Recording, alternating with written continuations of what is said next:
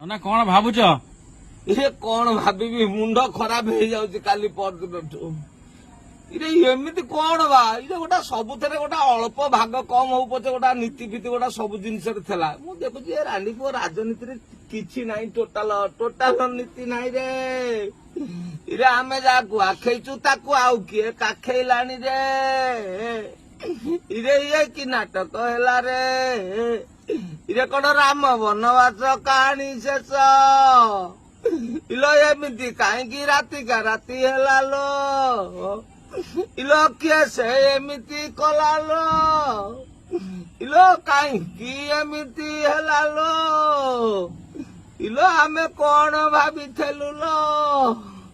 ଇଲୋ ଭାବିଥିଲୁ ଟିକେ ବିଶ୍ୱସ୍ତରୀୟ ଉପରେ ଗ୍ୟାରେଣ୍ଟି ଚଢିଥାନ୍ତା।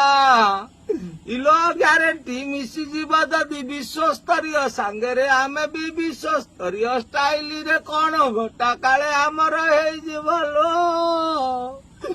ଇଲୋ କାହିଁକି ଏମିତି ଅଙ୍କ କଷିଲ ଲୋ? ଇଲୋ ଆଉ ରାତିରେ ନିଦ ହଉନି ଲୋ?